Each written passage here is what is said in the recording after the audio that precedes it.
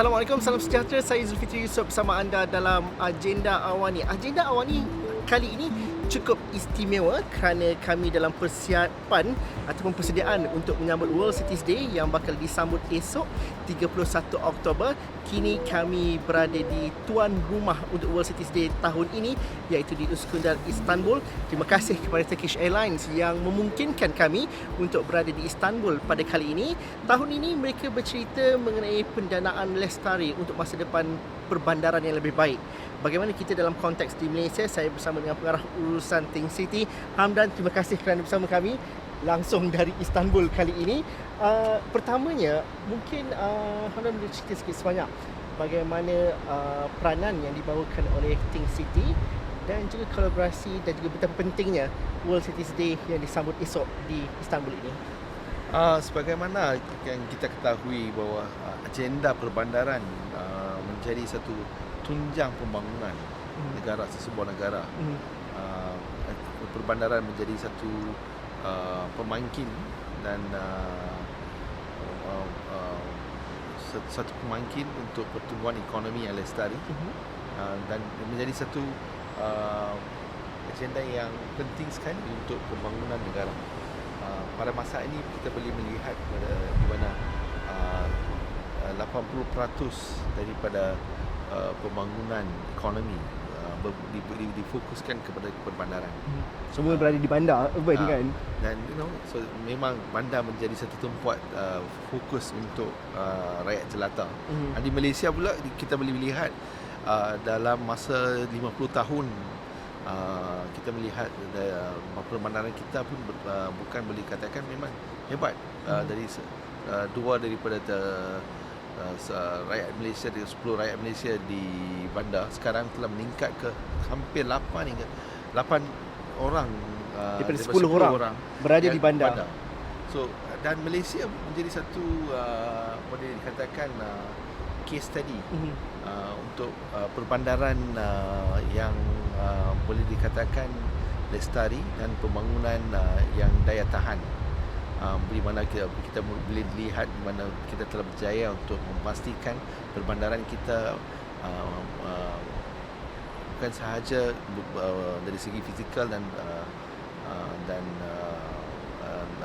boleh lihat perubahan besar, tapi kita juga dapat menempatkan rakyat jelata di perbandaran. So we have avoided slums, ya.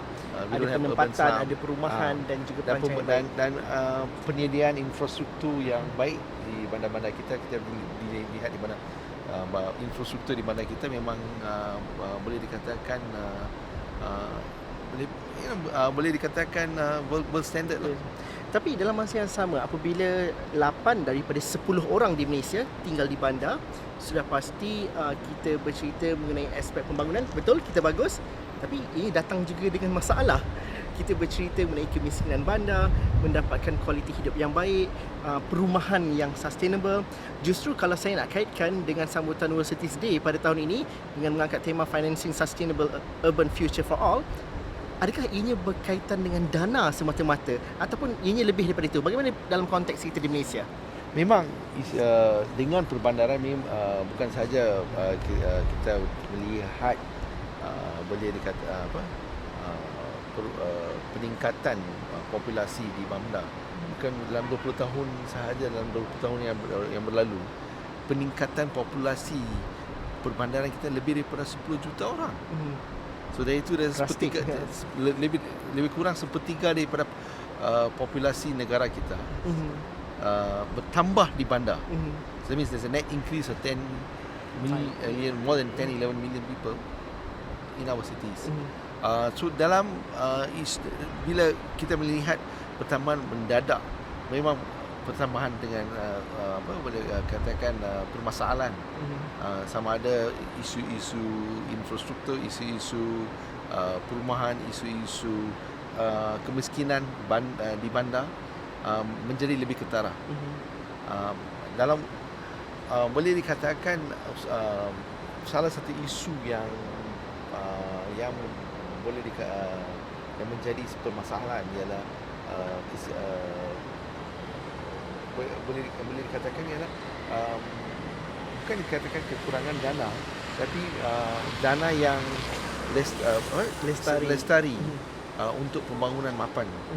Apa seringkali masalahnya? Kadang-kadang dana ada tapi tidak diletakkan di tempat yang betul atau macam mana? Kalau ikut pandangan kami, seperti mana yang saudara menceritakan, dana itu memang sedia ada. Tapi saya rasa fokus kepada isu perbandaran boleh ditingkatkan.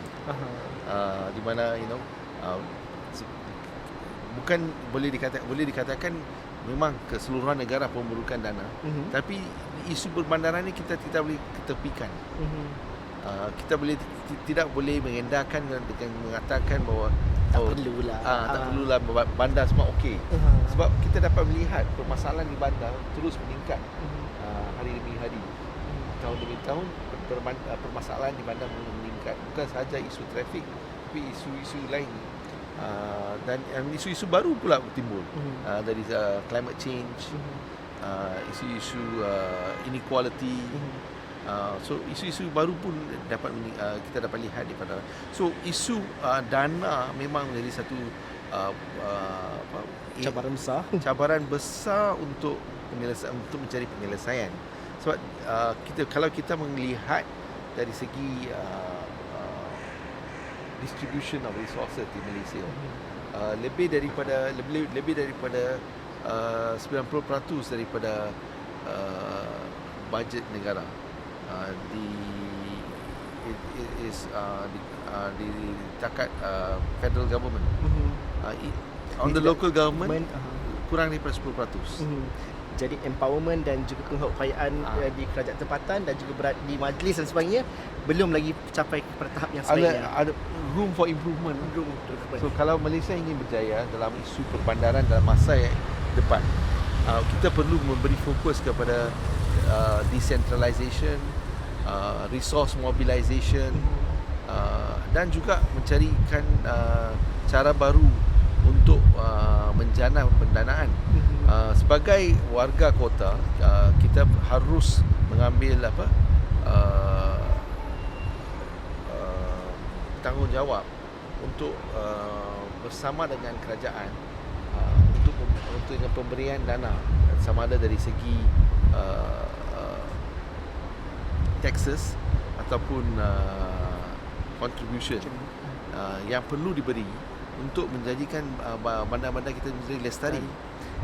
So di Malaysia boleh dikatakan ada room for improvement for local level resource mobilization, sama ada dari sektor swasta ataupun dari rakyat jelata sekali terus. Dan dalam masa yang sama juga kita melihat bahawa Think City peranannya melihat kepada perbandaran dan juga pengisian program dan juga menjadikan bandar itu lebih sustainable dan juga lebih berdaya huni. Jadi itu peranan yang dilakukan oleh Think City sejak lebih daripada 10 tahun, 15 tahun. Dah 15 tahun dah sekarang. Dan belanjawan baru-baru ini juga peruntukan diletakkan 20 juta di situ. Okey, satu perkara ada improvement dan juga ada pengisian dan juga diberikan tanggungjawab kat situ. Apa komen Hamdan mengenai peruntukan yang diberikan khususnya kepada Think City dalam belanjawan baru ini? Pertama sekali kita mengucapkan terima kasih kepada kerajaan kerana memberi kepercayaan kepada Think City untuk mengambil tanggungjawab untuk berganding bahu dengan Dewan Bandaraya Kuala Lumpur untuk menjayakan bandar Kuala Lumpur sebagai satu bandar ibu kota dan satu metropolis global, di mana kita rasa Kuala Lumpur mempunyai peluang untuk menjadi satu bandar yang international city. So dari segi itu Think City mengambil peluang daripada penyediaan dana daripada kerajaan untuk berganding bahu dengan Dewan Bandaraya Kuala Lumpur untuk membuat pengisian di dalam fokus kepada kawasan boleh dikatakan asal usul Kuala Lumpur, di mana kita melihat kawasan asal usul Kuala Lumpur itu memang ditinggalkan masa. So kita memberi tumpuan khas untuk menjayakan semula kawasan boleh dikatakan historic Kuala Lumpur atau downtown Kuala Lumpur sebagai kawasan ataupun Kuala Lumpur Cultural Creative District, satu daerah kreatif dan kebudayaan, menjadi fokus utama pengisian kepada downtown Kuala Lumpur. Saya suka apabila Think City melakukan program khususnya di Masjid Jamek, di kawasan sekitar Jalan Tun Perak dan sebagainya. Ada pengisian dan juga ada program-program yang mendapat partisipasi khususnya daripada generasi muda.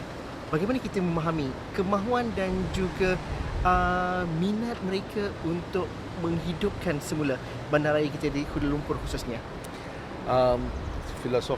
Falsafat City memang agenda perbandaran adalah agenda perbandaran untuk kesemua, Inklusif.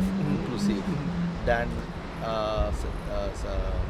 sektor belia memang menjadi satu kumpulan khusus yang kita perlu mengambil bersama, sebab bandar yang kita mau bina adalah bandar yang akan diwarisi oleh mereka. Diwarisi oleh mereka, dan kita nak pastikan fokus dan agenda pembangunan searas dengan dan sehala dengan visi belia-belia kita.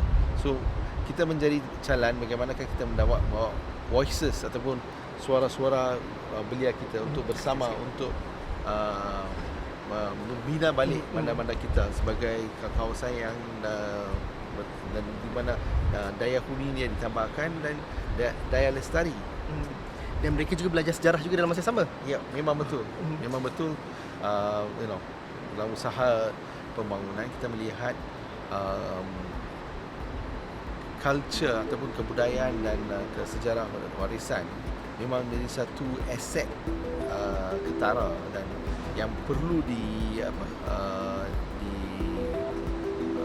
protected, dilindungi dan perlu dibangunkan.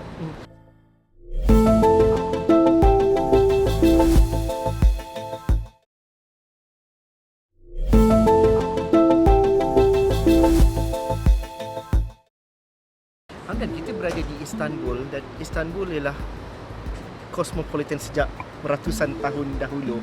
Tetapi kita nampak bagaimana mereka mampu mengekalkan warisan. Itu daya tarikan pelancongan dan juga daya tarikan Istanbul yang cukup hebat sekali. Tapi dalam masa sama mereka di bandaraya ini juga dihuni oleh jutaan manusia daripada seluruh dunia. Jadi ada cabaran, ada sesuatu perkara yang baik yang telah dilakukan juga. Apa yang kita dapat pelajari daripada Istanbul dalam konteks kita di Malaysia? Saya melihat Istanbul sebagai satu bandar di mana kita dapat pelajari bagaimanakah kita mengambil iktizam untuk membawa pembaruan secara penyeluruhan di mana bandar 25 tahun dahulu kita melihat pembangunan di Istanbul memang ditinggalkan zaman. Kita tak salah pun boleh dikatakan dia akronim yang diberi untuk Turki pada masa itu ialah Segment of Europe.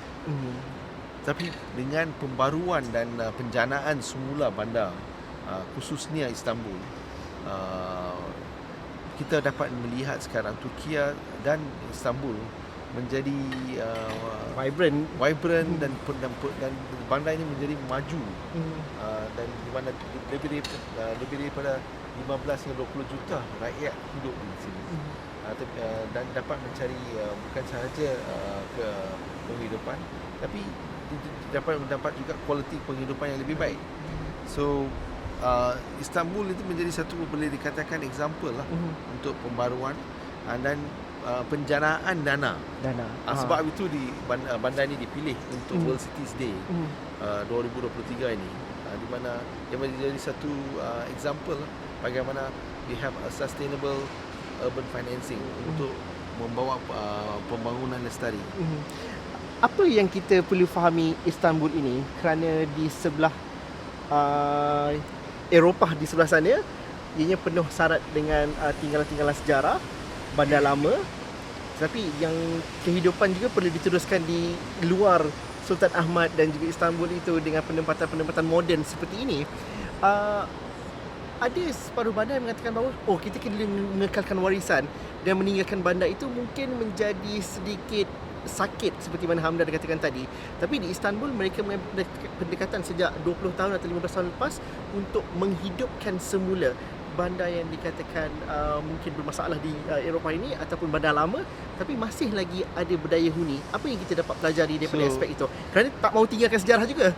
So Istanbul mengambil menjadikan peninggalan sejarah sebagai satu aset untuk pembangunan semula. So, kita melihat mereka dapat membuat penjanaan semula dan pemeliharaan warisan sebagai satu fokus khas di mana dia menjadi satu pemangkin kepada ekonomi khususnya untuk sektor pelancongan. So kita melihat dengan pengimarahan bandar semula, kita melihat Istanbul menjadi satu destinasi khusus untuk rakyat secara global, bukan saja orang Islam tapi orang semata seluruh dunia datang ke Istanbul. Boleh dikatakan mereka terpikat dengan the Istanbul charm ataupun being in the Bosphorus. Tapi dalam masa yang sama kita ada contoh yang kita boleh kaitkan seperti mana Istanbul, Pulau Pinang khususnya. Think City juga bertanggungjawab dengan projek conservation dan juga melihat Pulau Pinang itu sejarahnya perlu dikekalkan, perlu dipelihara tetapi tidak menidakkan pemodenan yang berlaku. Apa yang kita boleh pelajari daripada Pulau Pinang dan juga kaitkan juga dengan Istanbul sikit sebanyak? Memang kita mengambil pembelajaran dari bandar-bandar di mana aset sejarah menjadi satu pemangkin kepada ekonomi. Daripada pembelajaran itu kita telah mencanangkan program sama di Malaysia juga. Ada hasil dari program seperti mana yang diceritakan oleh saudara, kita melihat hasil perubahan di program yang dijalankan oleh Think City di Georgetown telah mengembalikan sinar kembali kepada Pulau Mutiara, di mana pada satu masa dulu kita melihat Pulau Pinang lesu dan bukan menjadi satu destinasi. Tapi dengan pembaruan penjanaan semula dan pengimarahan bandar dengan fokus kepada aset warisan, kita dapat membawa satu boleh dikatakan new energy untuk melihat semula di mana Pulau Pinang menjadi destinasi yang baru untuk cultural heritage dan kita melihat pembaruan yang berlaku di Georgetown pula memberi satu hope untuk Malaysia keseluruhan. Dengan penjayaan program yang sama, kita mengambil pembelajaran dan telah memulakan program di Kuala Lumpur di mana kita memberi fokus kepada kawasan di mana Kuala Lumpur bermula, yang kita namakan Downtown Kuala Lumpur, dan kita mengambil boleh dikatakan the similar approach untuk penjanaan semula bandar. So kita mengharapkan dalam masa terdekat hasil usaha bersama dengan Dewan Bandaraya Kuala Lumpur dan sektor swasta dan komuniti akan membawakan hasil, insya-Allah. So dan ini bukan boleh dilakukan dalam satu hari, setahun dua saja. Agenda perbandaran akan memakan masa, tetapi hasilnya akan dapat dilihat secara ketara dalam masa 3 hingga 5 tahun dan secara lestari dalam masa 10 tahun. Seperti mana kita lihat di Bandar Istanbul. Bandar Istanbul terus meningkatkan daya huni, daya tahan dan daya lestari sebagai satu bandar global. So kita perlu mengambil Istanbul bukan the capital city, it's a secondary city, tapi dia menjadi global secondary city. Saya pernah jumpa dengan pelancong yang datang ke Georgetown tapi tidak ke Kuala Lumpur kerana tarikan yang ada dekat Pulau Pinang itu sendiri. Itu satu hasil juga. Tapi Hamdan, bagaimana kita melihat juga bandar-bandar kecil, pekan-pekan kecil yang lain, itu juga dilihat oleh Think City dalam masa yang sama. Lenggong contohnya yang saya rasa macam kenapa Think City melihat kepada perlunya itu? Kita melihat untuk Malaysia berjaya untuk memastikan agenda perbandaran, dia perlu diperluaskan daripada Kuala Lumpur, Pulau Pinang dan Johor Bahru. Kita perlu melihat bandar-bandar yang sekundar dan tertiary dan juga bandar-bandar kecil dan memberi tumpuan bagaimana kita dapat memberi fokus untuk pembangunan semula dan penjanaan pekerjaan setempat ini yang penting. Sebab orang migrasi kepada dari kawasan Kampung ke bandar ialah untuk peningkatan pendapatan kan. pendapatan. So kalau kita dapat membawa pekerjaan dan penambahan pendapatan balik kepada bandar-bandar kecil, InsyaAllah kita harap penjanaan semula ekonomi setempat dapat dijayakan dan membawakan boleh pembaruan kepada bandar-bandar kecil kita. So we want to make sure that no cities is left behind. Bukan bandar-bandar besar saja dalam Ya. konteks di Malaysia.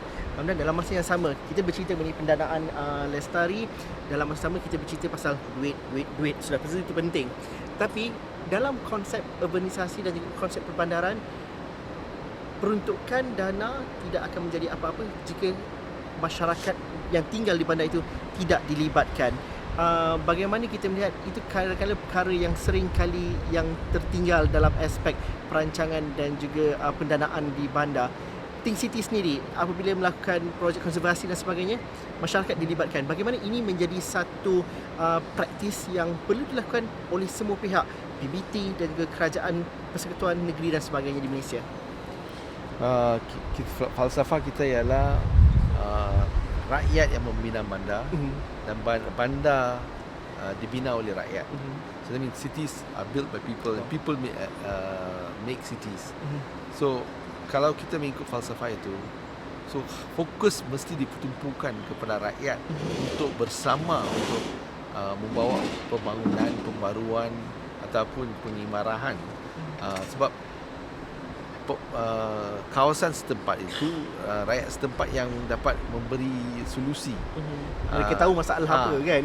Kalau kita tidak mengambil kira pandangan ataupun bersama mereka, mungkin dia akan tidak memberi persetujuan, mungkin dia merasa ditinggalkan, dan kita tidak inginkan satu bandar di mana yang menjadi we exclude people. But we need to make our cities more inclusive. Kita inginkan bandar-bandar kita menjadi satu bandar yang inklusif. Dengan menjadikan bandar inklusif, hasil pembangunan akan menjadi lebih boleh dikatakan menirlah Dan dijana oleh rakyat sendiri. Yeah. Dalam masa And there's also a sense of ownership. Di mana rakyat have the ownership because they love the city. They want to make the city the place of hope and for their future, and they will do all that is important to make these places to become livable. Dalam masa yang sama, Hamdan, mungkin kita berada di Istanbul, besok kita bakal menyaksikan pembentangan Kereta Kerja, round table atau perbincangan meja bulat dan sebagainya. Di mana kita di peringkat antarabangsa? Think City sendiri menjalankan kerjasama dan juga kolaborasi yang cukup baik bersama dengan rakan-rakan kongsi di seluruh dunia. Bila saya sebut Think City turun daripada ke Istanbul, mereka tahu apa yang dilakukan oleh Think City. Bagaimana partnership ini penting dan perlu dilakukan di pelbagai peringkat, PBT khususnya, daripada NGO dan sebagainya dalam aspek pembandaran di Malaysia. Itu saya rasa itu yang memang penting sekali ya. Kita tidak boleh menjadi jago kampung. Dan kita harus berusaha menirlah di tingkat antarabangsa ni kan. Tingkat antarabangsa dan mengambil usaha untuk membuat sama ada penceritaan usaha-usaha kita ataupun perkongsian kepada bandar-bandar lain tentang permasalahan ataupun hasil usaha kita. So dalam masa itu memang kita kalau kita mengambil tindakan sebegini, kita dapat membawa bandar-bandar kita kepada tahap global. Itu yang menjadi satu lesson dari usaha bersama dengan Majlis Perbandaran Pulau Pinang, usaha sama dengan Majlis Perbandaran dan Kerajaan Negeri Pulau Pinang. Kita telah berusaha bersama untuk membawa bandar Pulau Pinang ke tangkap global. So dia menjadi salah satu bandar di bawah usaha SDG Cities. 6 daripada 6 bandar yang telah terpilih secara global untuk di bawah program SDG Cities. Contoh juga di peringkat dunia. Ya. Yang pastinya banyak yang akan kami kongsikan, dan juga akan bersama dengan pakar-pakar lain dari seluruh dunia dalam World Cities Day yang bakal disambut di sini di Iskandar Istanbul ini, di mana kami akan bawakan liputan secara menyeluruh di platform kami di extraordinary.com, di platform media sosial dan juga di saluran 501. Sekian saja agenda Awani pada malam ini. Terima kasih kepada Turkish Airlines kerana memungkinkan kami untuk berada di Uskudarya Istanbul kali ini. Sekian saja agenda awal ni dari Istanbul. Saya Zulfikri Yusof, kita jumpa lagi. Terima kasih.